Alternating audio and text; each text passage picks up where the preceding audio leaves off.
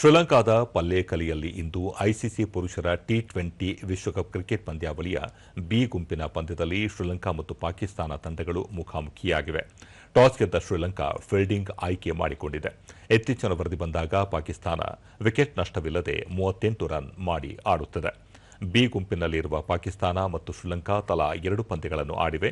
ಅದರಲ್ಲಿ ಪಾಕಿಸ್ತಾನ 1ರಲ್ಲಿ ಗೆಲುವು ಹಾಗೂ 1 ಪಂದ್ಯ ಯಾವುದೇ ಫಲಿತಾಂಶ ಬಂದಿಲ್ಲ. ಹೀಗಾಗಿ ಅಂಕಪಟ್ಟಿಯಲ್ಲಿ 1 ಅಂಕ ಪಡೆದು 3ನೇ ಸ್ಥಾನದಲ್ಲಿ ಇದೆ. ಶ್ರೀಲಂಕಾ ಆಡಿರುವ 2 ಪಂದ್ಯಗಳಲ್ಲಿ ಪರಾಭವಗೊಂಡಿದ್ದು ಅಂಕಪಟ್ಟಿಯಲ್ಲಿ ಕೊನೆಯ ಸ್ಥಾನದಲ್ಲಿ ಇದೆ.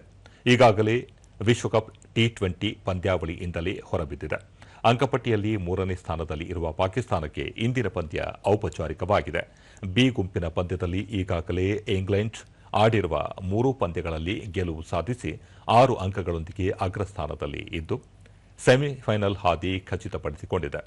ನ್ಯೂಜಿಲೆಂಡ್ 3 ಪಂದ್ಯಗಳಿಂದ 1ರಲ್ಲಿ ಗೆಲುವು, 1ರಲ್ಲಿ ಸೋಲು ಹಾಗೂ 1 ಪಂದ್ಯ ಯಾವುದೇ ಫಲಿತಾಂಶ ಬರದ ಹಿನ್ನೆಲೆಯಲ್ಲಿ 3 ಅಂಕಗಳೊಂದಿಗೆ 2ನೇ ಸ್ಥಾನದಲ್ಲಿ ಇದೆ.